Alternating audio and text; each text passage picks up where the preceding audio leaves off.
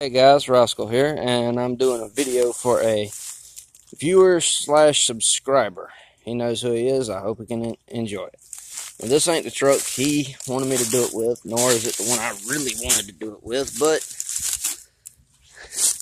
this is Bud 90. Again, a few more upgrades since the other day. Yeah. I've took the stupid little tabs off of the battery tray, 2 screws, and I found out they were adjustable, so I could have extended them to put a longer battery in there. Cool fact. Oh,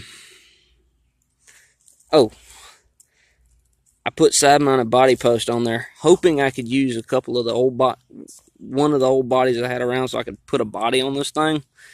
Didn't work. The one I had was, the wheelbase was too long. The other one, the sides were too short.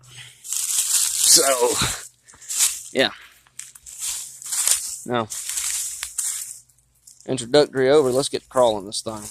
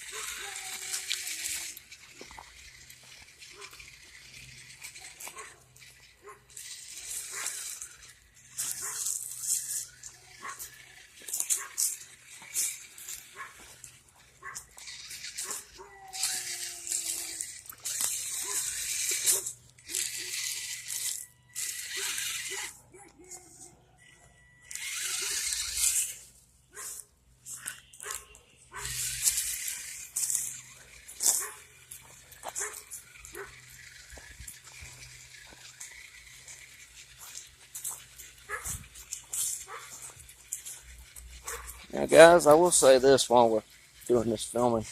A few years ago, a buddy of mine, Black Diamond RC here on YouTube, he told me on another forum we were both members of that he had a little short wheelbase truck and he loved it. He said he thought everybody should have a short wheelbase truck, and I can't agree more with him. Other than you gotta have the weight adjustment right on it, though, to really to say it's a good, enjoyable short wheelbase truck.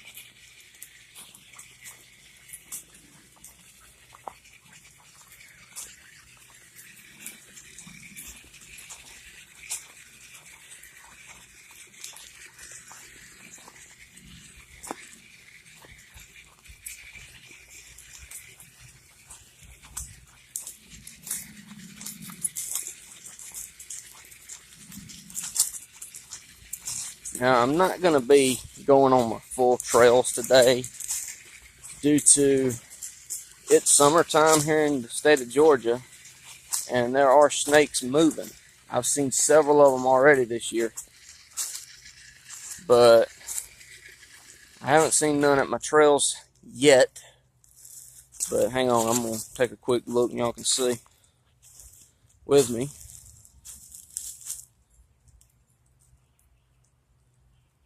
Also, this camera gives me a little extra eyeball reach.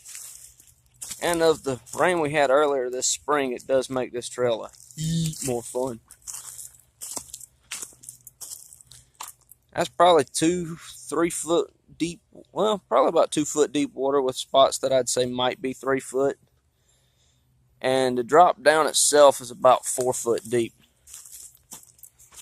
That's 4 foot from my foot. Now, let me get it out here a little closer. 4 feet from the bottom of my foot down to the water. So yeah, that's a deep drop. Not super deep, but deep enough.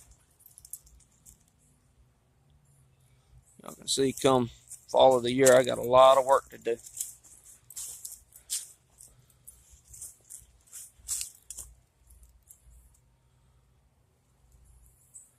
Alright, snake check good, we're clear.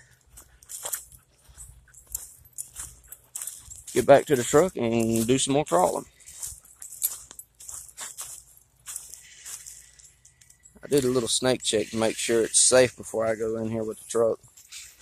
Because if the truck wrecks, I don't want to have to go in the snake infested area to get it. You know?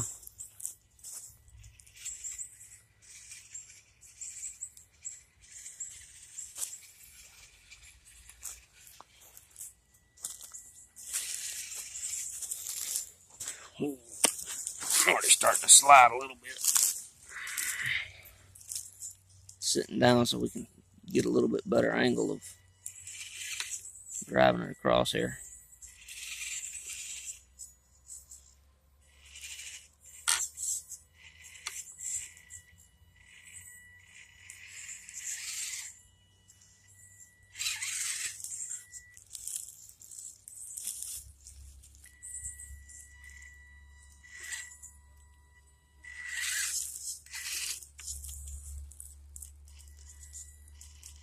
And Magnet, if you're wondering what soil type that is red clay. With a little bit of topsoil mixed into it, so it makes for a fun day's worth of driving, I'll tell you.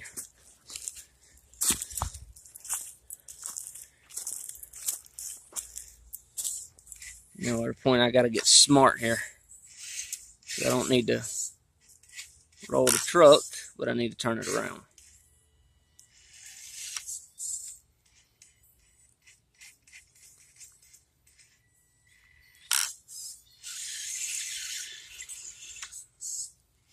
Now, if you're like me and are not running a waterproof servo, which I'm not on this truck, so that's why I was being extremely careful on turning it around.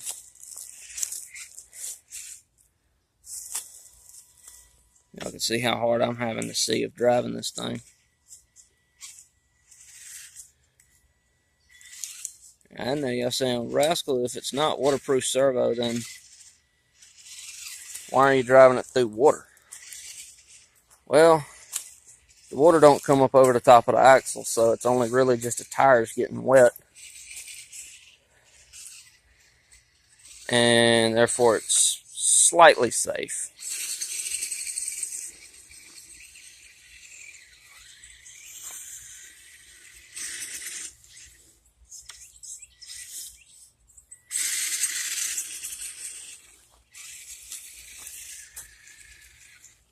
If y'all wonder why my batteries are so daggone big, it's so that way whenever I get into a tight spot like that,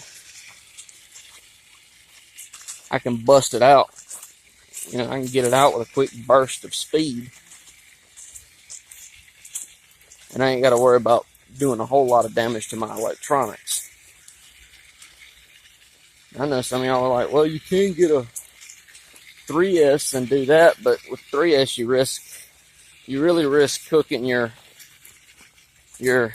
speed controller. You risk cooking your motors, especially if they're small like this one. What else is you risk cooking? Well, your receiver.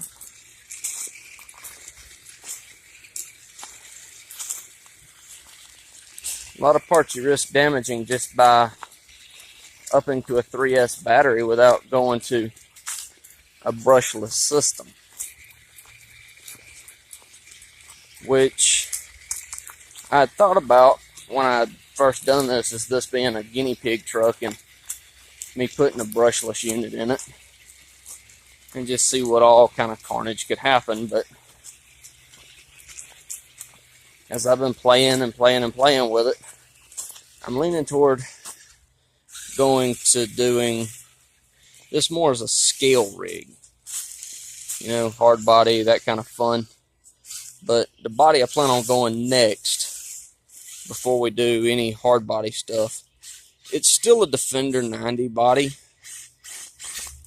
It's the one for the CC01, the Lexan Defender body by Tamiya. It actually looks pretty good. And it's more like the one I was really I'd really, really, really want to build one off of. Being as a kid from the 90s, I fell in love with a lot of 90s era stuff. And that would also be the 1995, 96 Land Rover Defender 90s. They had the big Defender 110s back then, but here in the U.S., they were rare that you ever see one. Defender 90 is rare enough as it is.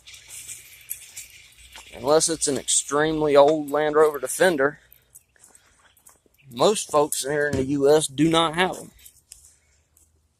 So, yeah, that's why I'm sticking with a Defender 90 style build instead of a Defender 110,